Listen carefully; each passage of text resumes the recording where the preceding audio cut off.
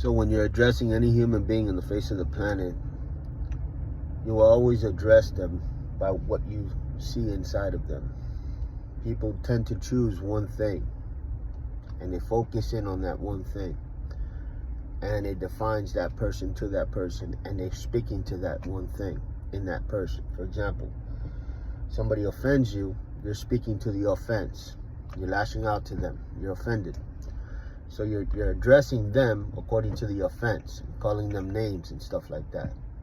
It's the offense that you're addressing, right? The individual doesn't encompass a whole offense. That's not who they are in identity.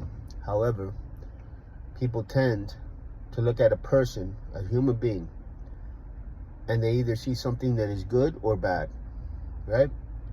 You're a player, right? A girl could say, you're a player, okay? And then she treats that person according to how she sees that person.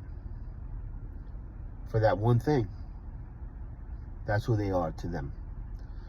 The way that God treats us is that even though we're sinners, He chooses mercy, grace, and love. Okay? It's not that He doesn't see the sin. It's that He doesn't treat us the way we deserve to be treated according to our sin. So God chooses to look for what's right with you. He scans you up and down, and He chooses, and then He treats you with the things that are right with you. Everybody in this world, if we all did this and we all look what was right with the person instead of what was wrong with the person, you will see how your attitude shifts and changes towards that person. You will treat them radically different. You will want to be next to them, right? You will want to walk with them. If you look and search for what's right, you'll find it. If you look and search for what's wrong, you'll find it. You just will. Because everybody's flawed. So whatever you look for, you're going to find it. That's actually a principle in the Bible. Seek and you'll find. So the nugget here is this. Because everybody's flawed, but everybody also has good things about them. You know, the ball's in your court as to what you choose to describe the person as, right? Because we all need forgiveness. We all need mercy. Right? We can't put ourselves in a high horse and say, well, I'm better than you, and that maybe in that category you are, but I kid you not, maybe they're better than you in a different category, right?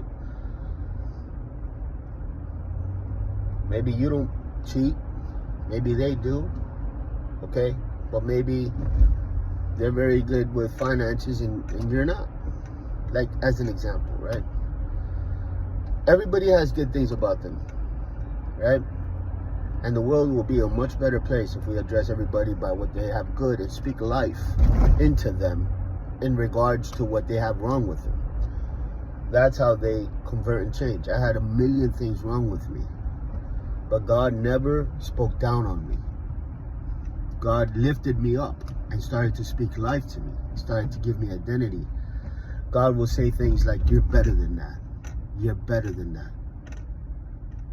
It made me want to be better as a result of being where I was at, doing what I was doing.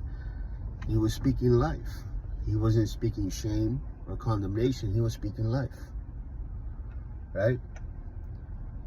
So who can you speak life to today? Who's missing it? Who's striking out? And who can you go up to and say, you know what? I see so much potential in you. I know you're going to make it. Like, man, I kid you not, that will light a fire under them, right? They'll boost up like a rocket, bro. And you just continue to do it. Just continue to feed that fire of just speaking life. Saying, I expect that you're going to overcome this. I just know you are. You just continue to speak life, you know? You're going to be a mentor one day for people struggling with this thing that you're struggling with now. You know, God's working it out for your favor. You're going to see, man.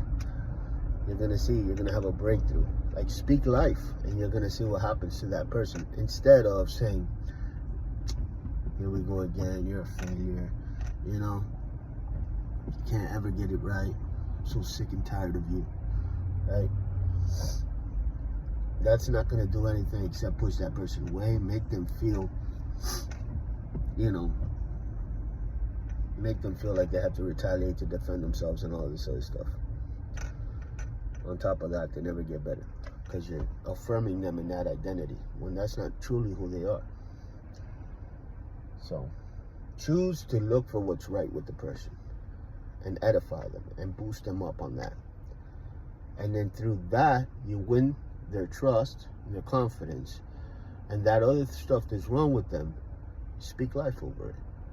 And then that's grace and love in a nutshell. And that's what God tells us to be the salt of the earth and the light of the world. God bless you. And do that with yourself as well. Do that with yourself as well. Do that with yourself as well. Do that with yourself as well. You have flaws. You have things that are wrong with you. You have things that you're really down on yourself about. Do that with yourself as well. Look at what's right with you and start to pump yourself up in the sense of, man, I'm a champion, man. Look how much I got going on, man. I do this right, I do that right, I do this right, I do that right. I got this. I'm on top of the ball over here, right? And okay, fine, I'm missing it over here, but I'm gonna get better over here. You're gonna see this thing. I'm gonna get better. Do that with yourself as well. You're gonna see it. It really works.